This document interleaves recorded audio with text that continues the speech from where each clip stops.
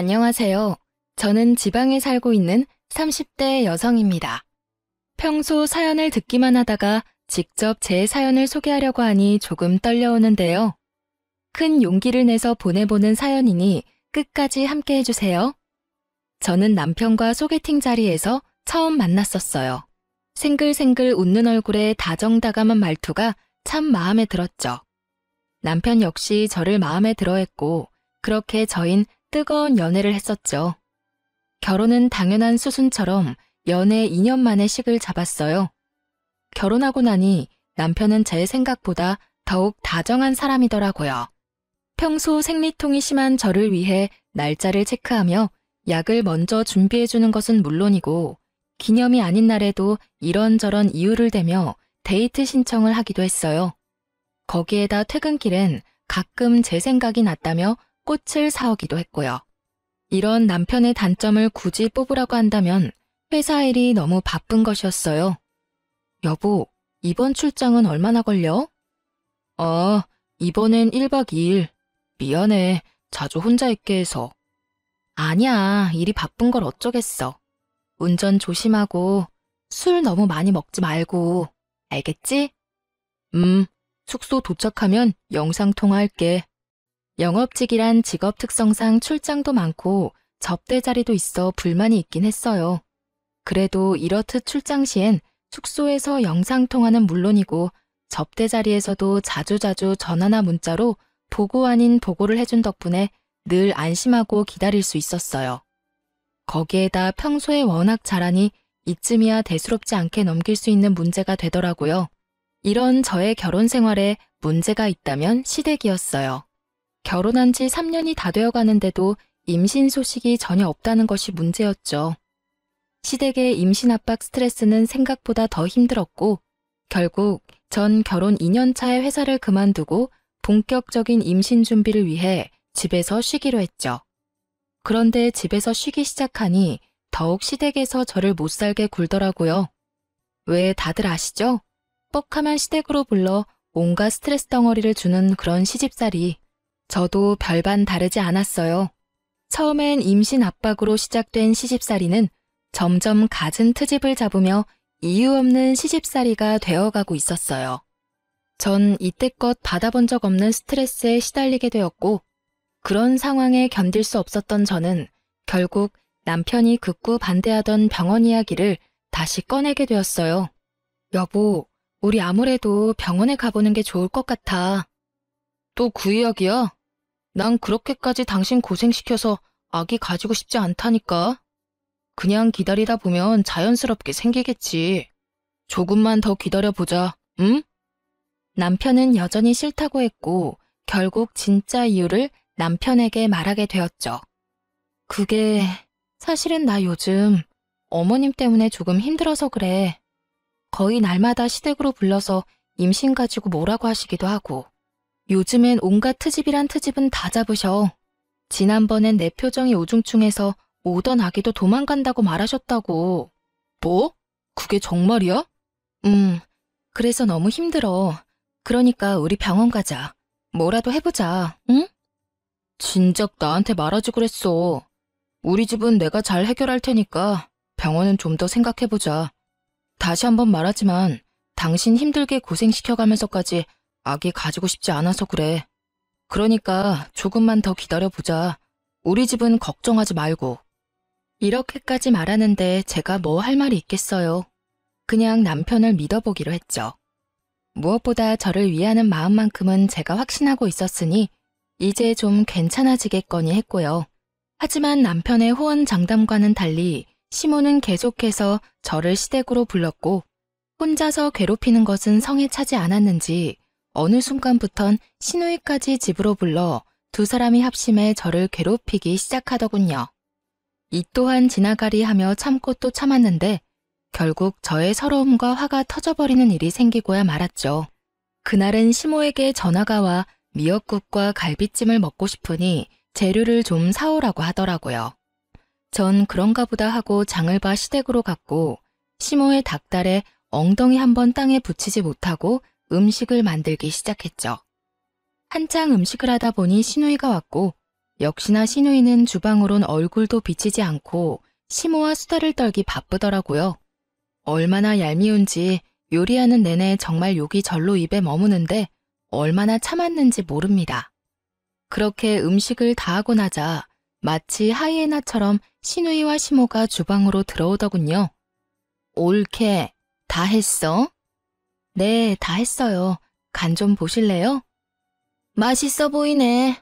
엄마, 이거 담을 통 좀 줘. 신우이는 시모에게 음식을 담을 통을 요구했고 시모는 묻지도 않고 당연하다는 듯 통을 주더라고요. 시모에게 통을 받은 신우이는 저에게 아무 말도 없이 음식들을 남김없이 통에 싸기 시작했어요. 도대체 이게 무슨 상황인가 싶더라고요. 제가 기껏 다 한 음식을 한 번 물어보지도 않고 당연하다는 듯이 통에 다 담아버리는 신우이와 그런 신우이에게 더 필요한 건 없냐고 하는 시모. 전 끓어오르는 화를 누르며 두 사람에게 물어봤어요. 아니, 이걸 왜 다 챙겨가시는 거예요? 저의 물음에 시모는 이렇게 말하더군요. 아, 그게 오늘 우리 사위 생일이라서 내가 챙겨가라고 불렀다. 너도 알다시피 얘가 음식 솜씨가 없잖니. 시모의 말을 들은 저의 인내심은 더는 남아있지 않았고 어이가 없어 표정이 점점 썩어가고 있었어요. 그런 제 표정을 본 신우이가 어이없게도 시비를 걸어오더군요. 옳게, 표정이 왜 그래? 혹시 기분 나빠? 평소에 저였다면 당연히 아니라고 하며 어떻게든 분위기를 좋게 이끌려고 했겠지만 저의 인내심은 바닥이었고 할 말은 하고 살자 싶더라고요. 계속해서 참고 살았다간 이대로 호구되는 건 불보듯 뻔한 일이었으니까요. 혹시가 아니라 당연히 기분이 나쁘죠. 누가 이런 상황에 기분이 좋겠어요? 예상치 못한 저의 대답에 신우이는 당황한 기색을 내비치며 입을 다물어버렸고 그런 신우이를 대신해 시모가 저를 나무라기 시작하더군요. 예, 너 먹는 거로 치사하게 구는 거 아니다. 이딴 음식이야 다시 하면 되는 거지. 뭐 그런 걸로 기분이 좋네 나쁘네 하는 거니? 어머님, 제가 지금 음식을 가지고 가지 말라고 하는 게 아니잖아요. 어쩌겠어요. 이미 다 챙긴 음식을요. 가지고 가는 건 가지고 가는 거고 형님이 기분 나쁘냐고 물어서 저는 그저 솔직한 제 심정을 말한 것뿐이에요. 뭐? 그렇잖아요.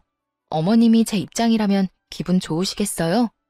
기껏 장 다 봐서 음식 만들었더니 고맙다, 미안하다 말 한마디 없이 이렇게 싹 챙겨가는데 거기에다가 아까 전화로는 어머님이 드시고 싶다고 했지 형님이 다 가지고 갈 거라는 말도 안 했잖아요.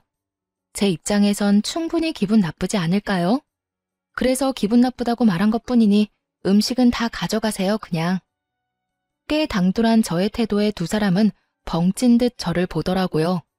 그것도 잠시 신우는 노발대발 저에게 삿대질까지 하며 성질을 부리더군요.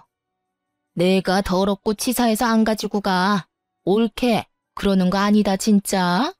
이깟 음식이 뭐라고 어른들한테 눈 부릅뜨고 기분 나쁜 티나 팍팍 내고.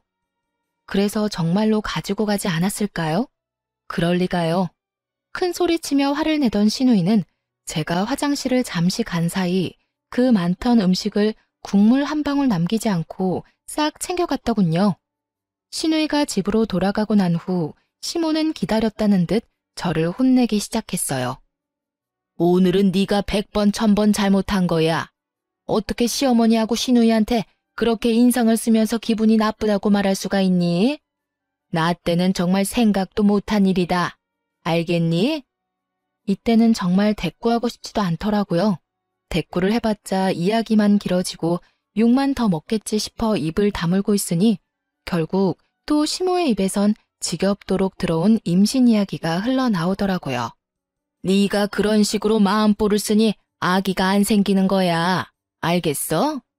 평소에 많이 베풀고 마음을 곱게 써야지 임신도 잘 되지. 말이 나왔으니까 하는 말인데 너희 노력은 하고 있니? 네, 매번 말씀드리지만 아기 저희도 원하고 있고 그만큼 노력도 하고 있어요. 그러니까 임신 이야기는 좀 그만하시면 안 될까요? 스트레스 받으면 임신이 더 안 된다고들 하잖아요.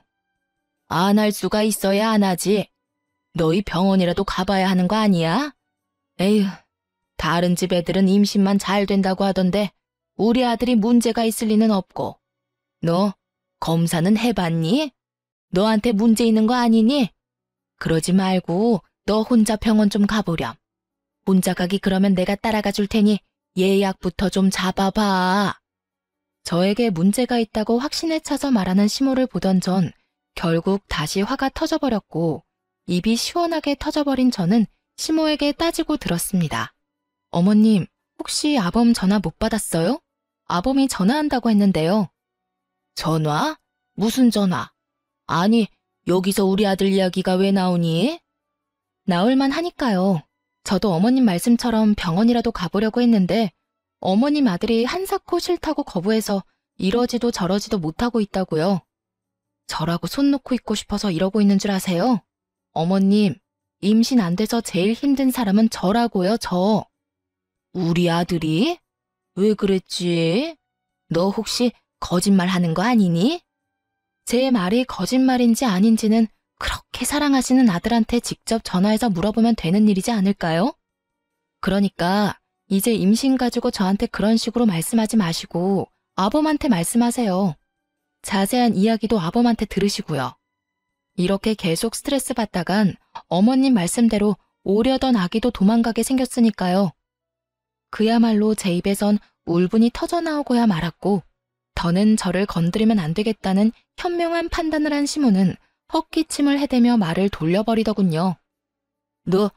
너는 왜 소리까지 지르고 그러니? 그냥 좋게 좋게 말하면 될 것을. 그나저나 비가 오려나 무릎이 왜 이렇게 아픈 줄 모르겠구나. 넌 어디 아픈 데는 없니? 감기 조심해. 요즘 감기가 유행이라더라. 이미 마음이 상해버린 저는 시모의 말에 대답도 하지 않았고 그렇게 기분이 잔뜩 상한 채로 집에 돌아와 남편을 기다렸어요. 이런 분위기일 거라 전혀 상상치도 못한 남편은 오랜만에 일찍 마쳤다며 꽃을 사들고 집으로 돌아오더라고요. 기분이 상할 대로 상해버린 터라 꽃으로 마음이 풀릴 리 없었던 저는 남편을 보자마자 따져 묻기 시작했어요. 여보, 어머님한테 전화 안 드렸어? 당신이 알아서 해결한다고 했었잖아. 잘 설명한다며. 깜빡했다. 왜? 무슨 일이 있었어? 혹시 오늘도 불려갔다 온 거야? 오늘은 미역국이랑 갈비찜 드시고 싶다고 하셔서 기껏 장봐서 음식 다 만들어놨더니 형님이 싹싹 긁어가더라고. 그래서 이게 뭐 하는 경우인가 싶었더니 아주버님 생일이라서 나한테 음식 만들라고 했더라고. 뭐? 누나 진짜 미친 거 아니야? 자기 남편 생일 음식을 왜 당신한테 만들래? 거기서 끝인 줄 알아? 기분 나쁘냐고 하길래 기분 나쁘다고 했다고 혼나고 형님 가시고 나니까 임신 못한다고 또 혼나고. 나 진짜 힘들어, 여보. 요즘엔 내가 이렇게 혼만 나려고 당신이랑 결혼했나 이런 생각까지 들려고 그래. 진짜 미안해. 내가 요즘 회사 일로 바빠서 깜빡했어. 내가 이번엔 정말 잊지 않고 잘 해결할 테니까 마음 좀 풀어. 앞으로 그런 말 듣지 않도록 할게. 그래, 당신이 싫다고 해서 병원도 못 가는 거니까 병원 이야기, 임신 이야기 나오지 않게 중간에서 잘 이야기 좀 해줘. 남편은 제 말에 다시 한번 미안하다며 저를 잘 달래주었고 저는 그런 남편을 한 번 더 믿어보기로 했습니다. 그날 이후 남편은 잘 이야기했는지 저는 임신에 대해선 아무 이야기가 없긴 하더라고요. 그렇다고 해서 시집살이가 아예 사라진 건 아니었어요. 임신 압박만 없을 뿐이지 여전히 절 불러다 이런저런 일을 시키며 시집살이를 시키고 있었어요. 하지만 그럴 때마다 남편이 저를 잘 보듬어주고 잘 대해주고 있어 그 정도는 사랑하는 남편을 위해 참을 수 있다는 생각이 들더군요. 거기에다 미역국 사건 이후 저도 마냥 참으며 당하고만 있지는 않던 터라 몸은 고단해도 속은 시원할 때도 있긴 했어요. 물론 그런 저의 당돌한 행동이 때론 시모의 화를 돋우기도 했지만 대부분 시모가 목덜미를 잡았으니 뭐 나름 만족스럽기까지 하더군요. 그렇게 나름대로 시원한 상황을 보내던 어느 날, 다른 날과는 달리 시모에게서 새벽부터 전화가 오더라고요. 전 당연히 자고 있었고 제 전화를 남편이 대신 받게 되었죠. 여보세요? 꼭두 새벽부터 무슨 일이야, 엄마? 남편의 목소리엔 짜증이 가득했고 방이 조용하니 시모의 당황한 목소리가 들려오더라고요. 아, 그게 네 처는 어쩌고 네가 이 전화를 받아? 시간이 몇 시인데 자고 있지. 나한테 말해. 일어나면 전해줄 테니까. 아, 그게 그냥 중요한 건 아니고. 중요한 거 아니면 낮에 전화해, 낮에. 이게 뭐야? 새벽부터 사람 잠 다 깨우고. 아, 그리고 혹시나 해서 하는 말인데 오늘 집사람 나랑 약속 있으니까 집으로 부를 생각하지 말고. 약속? 무슨 일 있니? 중요한 일 있어. 그러니까 오늘 부르지 마. 그리고 이렇게 일찍부터 전화도 하지 마. 아니, 이제 집으로도 좀 그만 불러.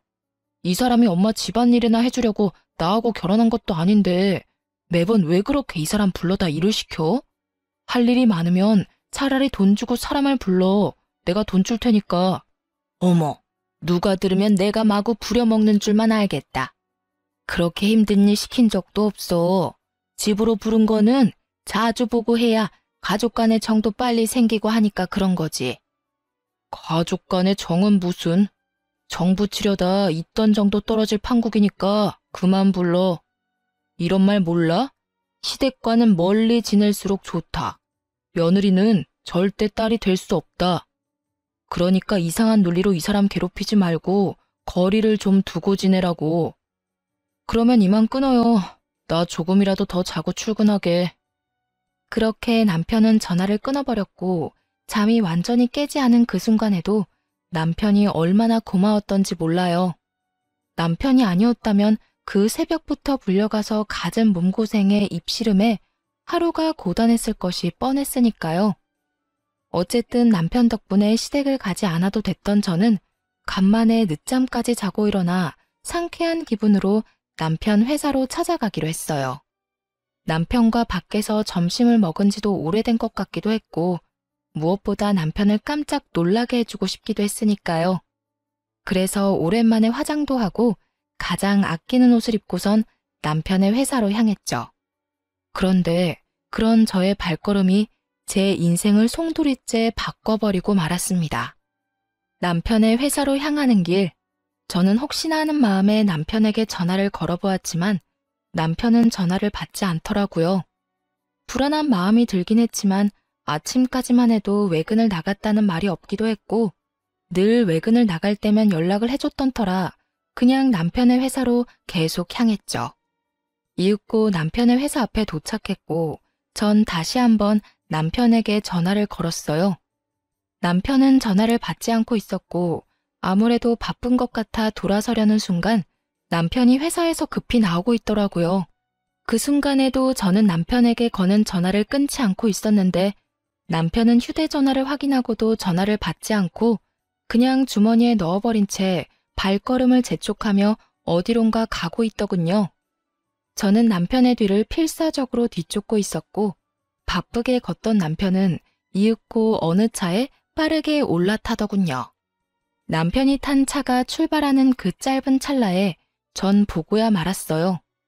운전을 하던 사람은 여자였고 환하게 웃고 있는 그 여자와 남편은 그 찰나의 순간 포옹을 나눈 후 손을 맞잡는 모습을요. 워낙 순식간에 그리고 너무나도 충격적인 광경에 도저히 뒤쫓을 생각조차 못한 채 그 자리에서 굳어버렸어요. 제가 그렇게 굳어있는 사이 두 사람이 탄 차는 제 시야에서 사라지고 없더군요. 아무리 생각해도 믿기지 않았어요. 제 두 눈으로 확인했지만 믿고 싶지 않았죠. 꿈에서도 남편의 외도는 상상조차도 해본 적이 없기도 했고 그간 남편에게서 그런 낌새도 느끼지 못했던 터라 그 충격이 더욱 컸죠. 누가 상상이나 했겠어요? 출장이 잦긴 했지만 늘 자기 전엔 숙소에서 이불을 덮고 영상통화를 했었고 때론 제가 귀찮다고 느껴질 정도로 어디를 가나 사진을 찍어 보내주곤 했으니까요. 그것뿐인가요? 시댁과의 마찰에서도 늘 제 편이었고 혹시나 제가 힘든 일이 생길까 싶어 굳이 말하지 않아도 스스로 나서 저의 방패막이 역할을 해주곤 했던 남편이었는데 그런 남편이 외도를 저지르고 있다니 정말 상상도 못한 상황이었어요. 그 자리에 한참을 서 있었다가 집으로 돌아왔죠. 집으로 돌아온 저는 제가 본 광경을 떠올리고 또 떠올렸지만 아무리 떠올려봐도 믿을 수가 없었어요. 지금 생각하면 참 바보 같지만 그때는 차라리 제 두 눈이 이상한 거라고 믿고 싶기도 했으니까요. 하여튼 전 더 확실히 확인할 필요가 있다고 생각했고 남편을 기다렸어요. 그날 저녁 남편은 집으로 돌아왔고 전 아무것도 모르는 척 남편에게 물어보았어요. 여보, 오늘 왜 전화 안 받았어? 그게 오늘 갑자기 거래처 사람 만나야 할 일이 생겨서 정신이 없었어. 중요한 거래처였거든. 아, 그랬어? 난 또 전화 안 받길래 무슨 일 있는 줄 알았지. 당신도 참. 내가 회사에서 무슨 일 있을 게 뭐 있어. 당신이야말로 무슨 일 있었어? 전화 여러 통 한 것 같던데. 아니, 그냥 오랜만에 당신이랑 점심이나 먹을까 했지. 밖에서 점심 같이 한 지 오래된 것 같아서 말이야. 생각해보니 그렇네. 다음에 점심 먹자. 내가 좀 한가한 날 연락할게. 그래, 피곤할 텐데 먼저 자. 대충 얼버무리며 상황을 넘긴 저는 남편이 잠들기만을 기다렸고 남편이 깊이 잠이 든 것을 확인한 저는 휴대전화를 살펴보기로 했어요. 하지만 남편의 휴대전화는 잠긴 상태였고 아무리 머리를 굴려봐도 도저히 풀 수가 없더군요. 그래서 전 며칠 동안 남편이 휴대전화를 만질 때마다 티 안 나게 신경 써서 관찰했죠.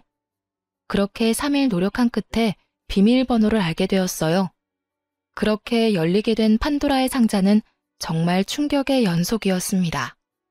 우선 상간녀의 정체는 다름 아닌 거래처 사람이었고 두 사람은 한두 달 짧게 만난 사이가 아닌 좋기 1년은 넘은 사이더군요. 거기서 끝이 아니었어요. 남편은 틈틈이 업소도 다니고 있는 듯 했는데 적어도 한 달에 한두 번은 예약한 문자가 남겨져 있더라고요. 그 모든 것이 충격적이긴 했지만 그중 가장 충격적이었던 건 당연히 상간녀와의 대화였어요. 자기야, 우리 이러다 나 임신이라도 덜컥하면 어떻게 해? 그런 걱정은 하지도 말라니까. 어떻게 걱정을 안 해? 나 자기한테 말을 안 해서 그렇지. 생리 날짜 밀릴 때마다 불안해서 미칠 것 같단 말이야. 자기야, 진짜 걱정 안 해도 돼. 사실 나 결혼하기 직전에 정관 수술했어. 난 아기 생각이 전혀 없는데 결혼하면 아기가 생길 수밖에 없을 것 같아서 와이프 몰래 정관 수술해버렸어. 그러니까 그런 걱정은 안 해도 돼. 정말? 다행이긴 한데 자기 와이프 불쌍하다. 자기 집에서 임신 가지고 장난 아니게 뭐라고 한다며. 자기 와이프는 아무것도 모르고 임신 안 된다고 혼자 끙끙거리고 있을 거 아니야? 그래서 내가 우리 집엔 임신 문제로 이야기 꺼내지 말라고 했지. 그 문제는 우리가 알아서 한다고 말이야. 요즘 같은 세상에 굳이 왜 애를 낳아야 하는지 난 이해가 안 돼. 난 자유를 누리고 살고 싶다고. 그런데 애가 있다고 생각해봐. 자유가 되겠어? 상상만 해도 너무 싫어. 그게 무슨 고생이야. 밖에선 돈 번다고 힘들고 집에 들어가선 애랑 마누라 본다고 힘들고 안팎으로 그게 무슨 고생이냐고. 그야말로 억장이 무너지더라고요. 되지도 않을 임신해보겠다고 그간 열심히 다녔던 회사까지 그만두고 노력하고 있는데 남편이란 인간은 밖에서 온갖 더러운 짓과 함께 저 몰래 수술까지 했다뇨. 그러면서 집에 와서는 세상에 둘도 없는 다정한 남편인 척 연기한 그간의 행실이 떠오르며 온몸에 소름이 돋더군요. 남편의 휴대전화를 살펴보며 이혼을 마음먹게 되었고 이혼 시 확실한 증거를 위해 남편에게 사람을 붙이게 되었습니다. 그렇게 때를 기다리며 복수를 계획하고 있는데 남편의 출장 소식이 들려오더라고요. 얼마나 기뻤는지 몰라요. 그 출장은 외도 여행임이 분명했으니까요. 그렇게 내적 기쁨으로 설레는 나날들을 보내고 있는데 한동안 조용하던 시모에게서 또 연락이 오더라고요. 아가, 오늘 바쁘니? 들어보니 우리 아들 출장 갔다고 하던데. 그게 바쁜 일 없지? 뭐 때문에 그러시는데요? 다름이 아니라 저번에 네가 해준 갈비찜이 너무 맛있어서 그러는데 오늘 와서 좀 더 해주면 안 될까? 갈비찜이요? 그래, 갈비찜. 그거 하는 김에 잡채랑 전복구이, 그리고 전 3가지 정도도 간단하게 해주렴. 급하니까 지금 바로 장 봐서 오려무나. 제가 바보가 아닌 이상 알 수 있더군요. 이번에도 신우이의 짓이구나 하고요. 누가 들어도 잔치 음식임을 알 수 있었고, 또 내 손을 빌려 신우이의 시댁어른 중 한 명의 생일상을 차리려고 하는구나 하고요. 그렇게 전 100% 신우이가 필요한 것이라 확신했고, 알겠다고 말하고선 장을 봐 시댁으로 갔어요. 시댁에 들어서는 저의 예상대로 신우이는 소파에 앉아 TV를 보고 있었고, 저를 보고서도 인사조차 하지 않더군요. 이번에도 음식을 다 만들었다 싶으니 신우이는 주방으로 슬금슬금 들어와 고맙다는 말 한마디 없이 음식만 쏙 챙겨가 버리더군요. 저 역시 기대도 하지 않았던 터라 그냥 그렇게 신우이를 보내주었고, 저 역시 집으로 돌아가기 위해 가방을 챙기니 시모가 득달같이 다가와 닥달하더라고요. 너 뒷정리는 안 하니? 주방을 저꼴로 만들어 놓고 그냥 가면 뒷정리는 누가 해? 평소 저는 정리를 하며 음식을 하는 스타일인데 그날은 정리는커녕 더욱 어지르며 음식을 만들었고, 그 덕분에 주방은 엉망진창이 되어 있었죠. 일부러 주방을 그 꼴을 만들었던 저였기에 저는 시모를 바라보며 이렇게 말했어요. 어머님, 저도 웬만하면 뒷정리까지 해놓고 가고 싶은데 아시다시피 오늘 만든 음식 가짓수가 많잖아요. 그래서 그런지 몸살이 오려나 몸이 으실으실한 게 금방이라도 쓰러질 것 같아서요. 그러니까 뒷정리는 어머님이 좀 해주세요. 그럼 저는 먼저 가볼게요. 저의 천연덕스러운 연기에 시모는 콧방귀를 뀌며 어떻게 해서든 저를 붙잡으려고 했지만 저는 시모의 모든 손길과 말을 무시한 채 집으로 돌아와 버렸어요. 그렇게 룰루랄라 집에서 즐거운 시간을 보내고 있는데 신우이에게서 전화가 오더군요. 옳게, 도대체 음식을 어떻게 한 거야? 간 안 봤어? 음식이 죄다 짜고 달고 쓰고, 아우 정말, 이게 뭐야?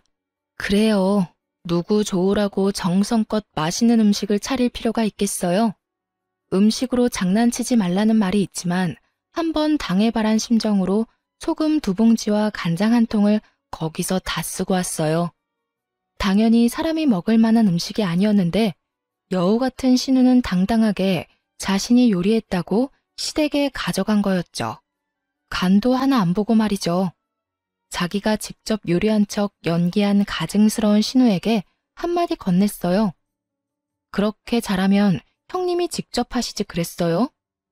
뭐? 지금 그걸 말이라고 해? 이딴 식으로 할 거였으면 내가 했지. 왜 한다고 나서서 이런 망신을 당하게 해? 아니, 해달라고 한 사람이 누군데 이제 와서 제 탓을 하세요? 저는요, 해달라고 해서 해준 것뿐이지 맛있게 한다는 말은 한 적이 없다고요. 제 말에 약이 오를 대로 오른 신우이는 언성을 높이며 화를 내기 시작하더라고요. 야, 너 말 다 했어? 너 일부러 이딴 식으로 만들었구나. 일부러 그랬다. 오냐오냐 해주니까 내가 무슨 혹은 줄 알았나 본데. 야, 앞으로 네 식구들 입으로 들어갈 음식은 네 손으로 직접 해먹여. 자신 없으니 네 엄마 시키던가. 어디서 이거 해라 저거 해라 시켜먹고 난리야. 뭐? 너 진짜 미쳤어? 나한테 이딴 식으로 굴고도 무사할 줄 알아? 아이고, 무서워라. 너무 무서워서 온몸이 다 떨리네. 야, 너 진짜 이딴 식으로 나올 거야? 이딴 식으로 나올 거니까 더 험한 말 듣고 싶지 않으면 전화하지 마. 다시 한번 이딴 일로 나한테 연락하면 나도 진짜 가만 안 있을 거니까. 내가 네 잘난 그 시댁에 연락해서 당신네 며느리가 사실은 아무것도 할 줄 모르면서 그저 머릿속엔 돈밖에 모르는 머리 빈년이라는 사실 다 알려버릴 테니까. 알겠어? 저의 으름장에 신우이는 갖은 욕설로 대응하고 나섰지만 더 들을 가치도 없다고 판단된 저는 그냥 전화를 끊어버렸어요. 그리고 몇 분이나 지났을까요? 이번엔 시모에게서 전화가 오더라고요. 너 진짜 제정신이니? 음식을 일부러 그따위로 한 것도 모자라서 네 시누이한테 막말까지 했다고? 네가 시댁을 어떻게 보길래 그딴 짓거리를 해? 얼마나 우리 집안을 우습게 보고 있으면 겁 없이 그딴 짓을 벌이냐고. 오는 말이 곱지 않았으니 나가는 말이 곱지 않았던 건 당연한 거 아닐까요? 뭐? 승연이가 너 제정신 아닌 것 같다고 하더니 정말 미친 거니? 정신 차려. 나 네 친구 아니고 네 시험이다. 어디서 말을 그따위로 하는 거야? 너 진짜 크게 혼나야 정신 차릴 거니? 아니, 제가 뭘 잘못했다고 혼까지 나야 하나요? 애초에 두 사람이 저한테 한 행실 자체가 말도 안 될 뿐더러 파렴치한 행동이라곤 생각 못하는 건가요? 제가 그 집 노예도 아니고 틈만 나면 불러서 시켜먹는 것도 모자라 형님 시댁 잔치 음식까지 시키는 건 정말 도를 지나치는 행동 아닌가요? 제가 무슨 그 집 종인가요? 가족끼리 서로 도울 수도 있는 거지 뭘 그렇게까지 비하하고 난리니? 비하요? 정말 그렇게 생각하세요? 그럼 제가 저희 친정 부모님 생신날 형님 불러다 음식 시켜도 괜찮겠네요. 어머님 말대로 가족끼리 돕는 거니까요. 마침 곧 있으면 저희 아빠 생신인데 그때 그럼 부탁 좀 드리면 되겠어요. 뭐? 그건 경우가 아니지. 어디 손윗사람을 불러다 친정 잔치상 차리는 걸 시켜? 그런 경우가 세상에 어디 있니? 그러니까요. 이제 제 입장이 이해가 되세요? 그러니까 다신 이런 일로 저한테 연락하지 마시고 저 역시 시댁에 다신 발걸음도 안 할 거니 부르지도 마세요. 이혼할 마음을 먹고 나니 더는 부당한 대우를 참아줄 필요도 이유도 없었기에 전 그간 하고 싶었던 말을 토해내고 전화를 끊어버렸어요. 일방적인 끝맺음에 시모는 득달같이 전화를 해댔지만 전 사뿐히 그 전화들을 무시해버렸습니다. 다음 날 전 다음 계획이었던 상간녀의 남편을 만났어요. 흥신소에서 조사한 바론 상간녀는 유부녀의 자녀까지 있었고 그랬기에 저는 상간녀의 남편에게 모든 사실을 알리기로 한 것이었죠. 저는 상간녀의 남편에게 충격적인 사실을 알렸고 상간녀의 남편 역시 충격이 큰 듯 보였지만 아무래도 자녀들이 있으니 애써 현실을 부인하며 고민을 하는 것 같더군요. 혹시 지금 출장 가지 않았나요? 그걸 어떻게... 혹시 그럼... 네, 저희 남편도 출장 갔거든요. 뭐 급하게 잡힌 2박 3일 출장이라고 하던데요. 이로써 저의 예상대로 두 사람은 출장이 아닌 외도 여행을 떠난 것이 확실해졌고 상간녀의 남편은 이때까지와는 다른 잔뜩 화가 난 표정으로 입을 열었습니다. 사실 지금 애가 독감이 걸려서 심하게 아프거든요. 열이 39를 오가고 있는데 저도 회사를 빠질 수 없는 처지라 부모님께 맡겨뒀고요. 애가 그렇게 아픈데 그 여자는 자기 자식도 내팽개치고 출장을 핑계로 그딴 짓이나 저지르고 있었네요. 애 때문에 망설여졌는데 이런 상황이면 애 때문에 이혼을 해야겠어요. 상간녀 남편은 마음을 굳힌 듯했고 전 참 대단하다는 생각만 들더군요. 남자가 얼마나 좋았으면 배 아파서 낳은 제 새끼가 열이 39도라는데 그런 새끼를 내팽개치고 외도 여행을 떠날 수 있나 싶어서요. 참 대단한 사랑이다 싶더군요. 그렇게 전 두 사람의 대단한 사랑을 확인하며 모든 준비를 끝냈고 두 사람은 여행에서 돌아왔습니다. 전 우선 모든 외도 증거들을 챙겨 상간녀의 회사로 찾아갔고 저의 등장에 상간녀의 눈빛이 쉴 새 없이 흔들리더라고요. 전 망설이지 않고 당황한 상간녀에게 다가가 동료들이 다 보는 앞에서 추악한 모습이 찍힌 사진들을 내밀며 말했어요. 좋았니? 남의 남편이랑 시시덕거리면서 만나고 다니니까 좋았냐고. 그게... 일단 나가서 이야기해요. 상간녀는 저의 팔을 잡아 끌었고 전 그런 상간녀의 손길을 뿌리치며 소리를 질렀어요. 나가긴 뭘 나가. 여기 구경꾼도 많고 좋은데. 제발 나가서 이야기하면 안 될까요? 되겠니? 왜? 남의 남편이랑 출장 핑계대고 제주도 여행이나 다닐 때는 이런 상황이 올 거라 생각도 못했어? 2박 3일 외도 여행이라 행복했겠더라. 그런데 제주도까지 갔는데 2박 3일은 너무 짧지 않았니? 왜? 한 일주일은 있다가 오지 그랬어. 아픈 애까지 내팽개치고 여행 갔으면 그 정도는 있다 왔어야 하지 않나?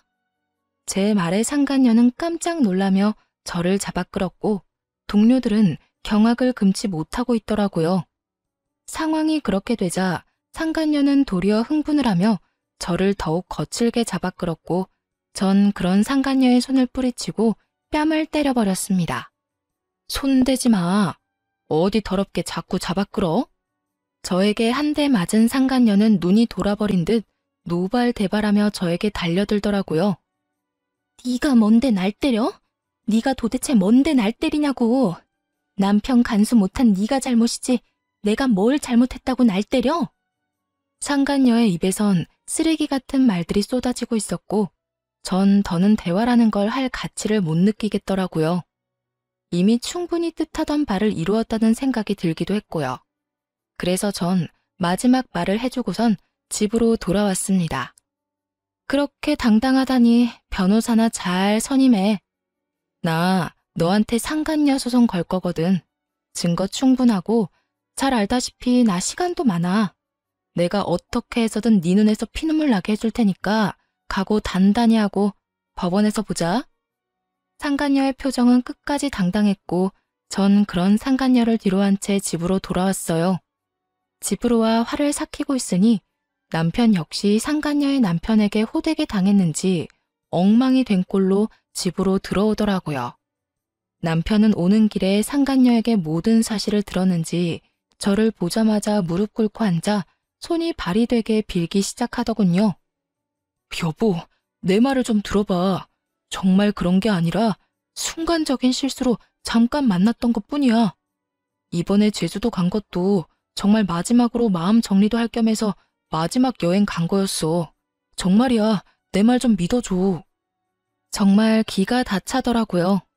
마지막 여행이라고 떠난 사람들이 사진마다 어쩌면 그렇게 행복하게 웃고 있을 수가 있는 것인지, 변명을 해도 좀 성의 있게 할 순 없는 것인지, 저를 얼마나 우습게 봤으면 저런 말도 안 되는 변명을 할 수 있나 싶더군요.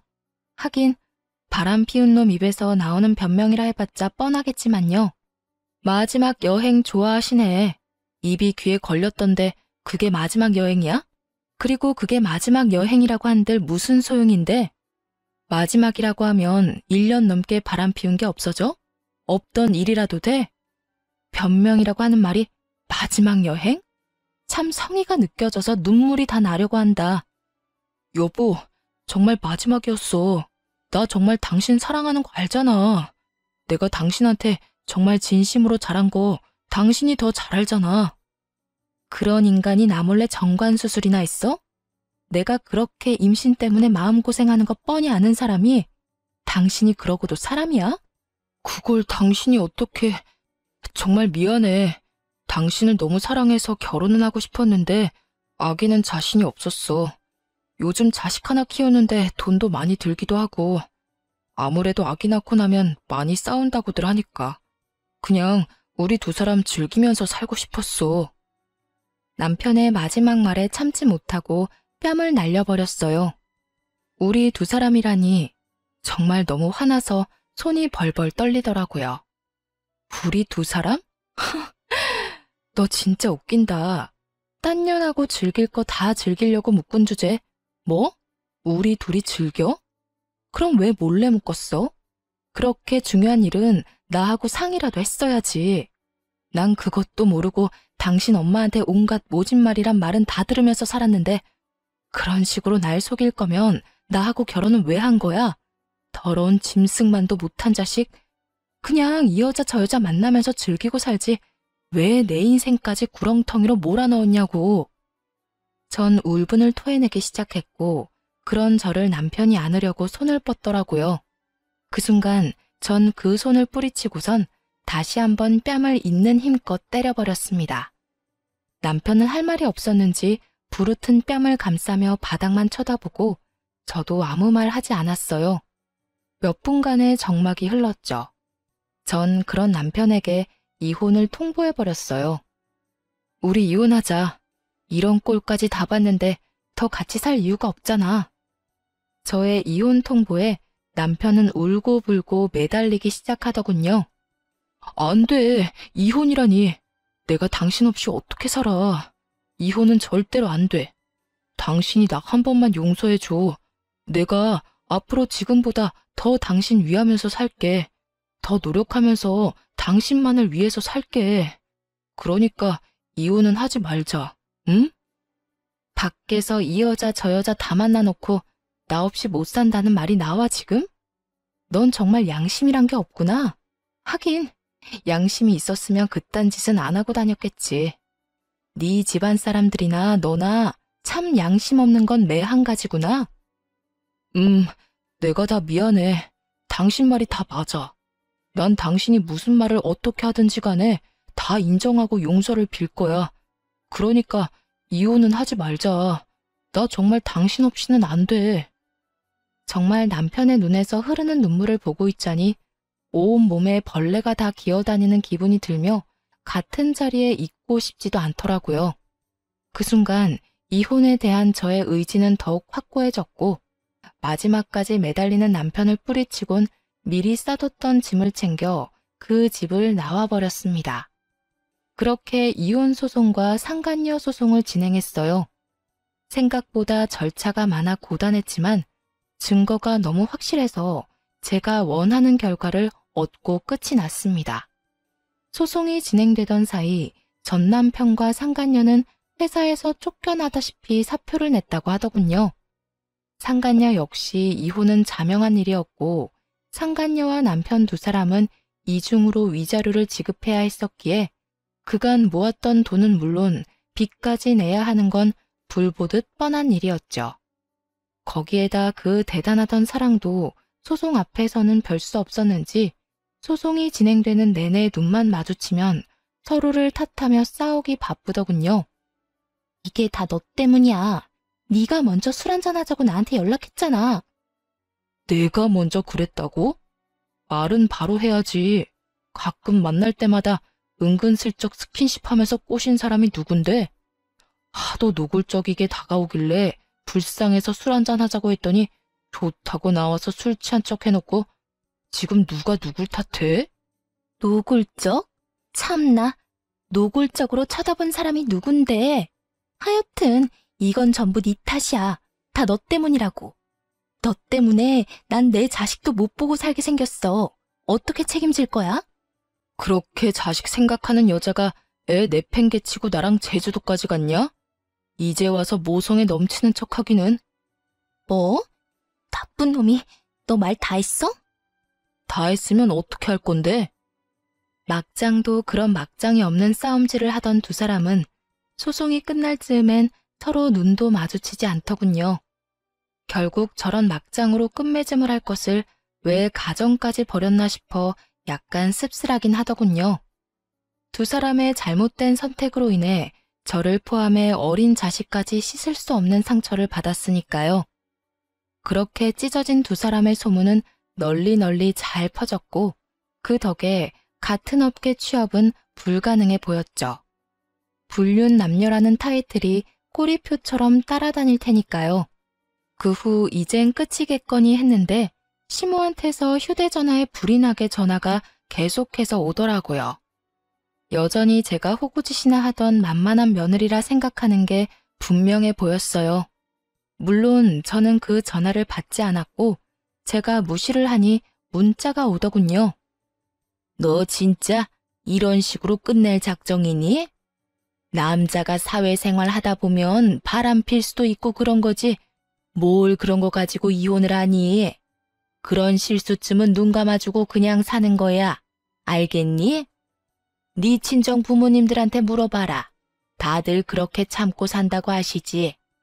그러지 말고 그냥 눈 한번 질끈 감고 살아. 내가 그저께 네 남편 우리 집에 찾아온 거 안 받아줬다. 우리가 안 받아줬으니 아마 갈 데도 없을 거다. 그러니 네가 이럴 때 먼저 연락해서 다시 잘해보자고 해. 이럴 때 네가 손 한번 내밀어주면 네 남편이 앞으로 살면서 얼마나 잘하겠어? 현명하게 잘 생각해. 멍청하게 굴지 말고. 문자를 보는데 참 웃음밖에 안 나더라고요. 저희 친정 부모님요. 저의 이혼 사유를 듣자마자 전 남편 가만두지 않겠다고 하시면서 당장 찾아가시려는 거 겨우겨우 뜯어 말렸어요. 꼴 같지도 않은 전시모의 문자에 네 딸한테나 그렇게 말하라고 쏘아붙여주고 싶은 거 괜히 말 섞고 싶지도 않아 답장은커녕 차단으로 답을 대신했네요. 그 후론 저는 잘 지내고 있어요. 사실 잘 지내기 시작한 건 얼마 되지 않았어요. 이혼은 하고 난 후 처음에는 참 힘들더라고요. 나름 결혼 생활을 하면서도 나름 독립적으로 살아왔다고 생각했는데 매달 생리를 할 때나 몸이 아플 때면 말하지도 않았는데 약을 사다 주던 전 남편이 간혹 떠오르는 제 자신이 너무 싫더라고요. 이혼을 후회했다 이런 마음이 든 건 전혀 아니었지만 이따금 찾아오는 외로움과 쓸쓸함이 저를 참 많이도 괴롭히긴 했었어요. 하지만 시간이 약이라는 말이 있듯이 차츰차츰 전 괜찮아졌고 얼마 전엔 취업도 했어요. 전에 다니던 회사는 아니지만 꽤 괜찮은 회사에 취업하게 되어 하루하루 바쁘지만 온전히 저를 위한 시간을 보내며 잘 지내고 있답니다. 새로운 보금자리는 위자료 받은 걸로 해결했어요. 덕분에 시간적으로나 금전적으로나 조금은 여유로운 생활을 하고 있어요. 처음 이혼을 하고 난 후 밖에서 혼자 밥 먹는 것이 참 어색하고 힘들었는데 요즘엔 혼자 식당도 잘 다니고 혼자 조용한 카페에 가서 책도 읽으며 시간을 보내기도 해요. 하여튼 요즘은 힘들다, 슬프다 이런 감정을 느낄 새도 없이 하루하루 행복하고 알차게 지내며 나름 만족스러운 삶을 살아가고 있답니다. 이로써 저의 이혼 사연은 끝이 났습니다. 많은 조언과 응원 부탁드리며 지금까지 저와 함께 해주셔서 감사합니다.